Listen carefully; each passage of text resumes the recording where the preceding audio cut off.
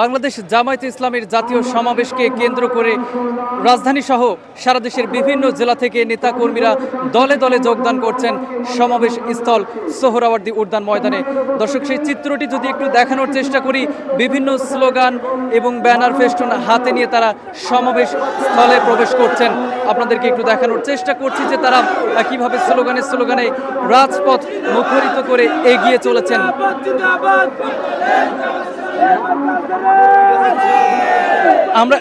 আমরা একটু কথা বলার চেষ্টা করব একজনের সাথে, যে এই যে আপনাদের সমাবেশকে ঘিরে আসলে আপনাদের পরিকল্পনা কি?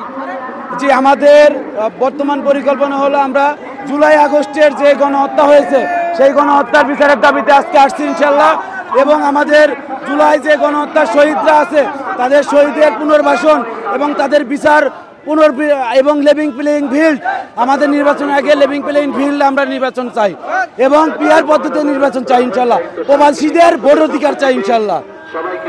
দর্শক, যেমনটি তারা বলছিলেন, তাদের এই যে সমাবেশকে সফল করার লক্ষ্যে তারা বিভিন্ন প্রান্ত থেকে এসেছেন বিভিন্ন দাবি নিয়ে।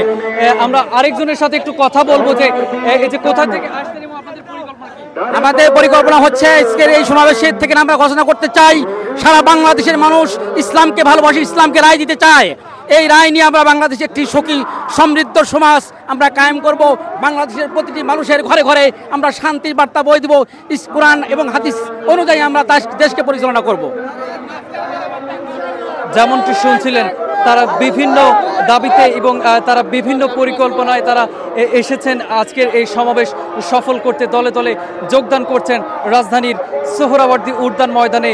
এবং আরেকটি বিষয় যদি আপনাদেরকে জানিয়ে রাখি, আজকে বাংলাদেশ জামায়াতে ইসলামীর এই সমাবেশকে কেন্দ্র করে জামায়াতের পক্ষ থেকে যেমনটি বলেছে যে প্রায় 10 লক্ষাধিক নেতাকর্মীর একটি সমাগম ঘটবে এই ময়দানে, এবং সেই নেতাকর্মীদেরকে সহায়তা করার জন্য ইতিমধ্যেই প্রায় 6000 স্বেচ্ছাসেবী নিয়োগ করেছেন।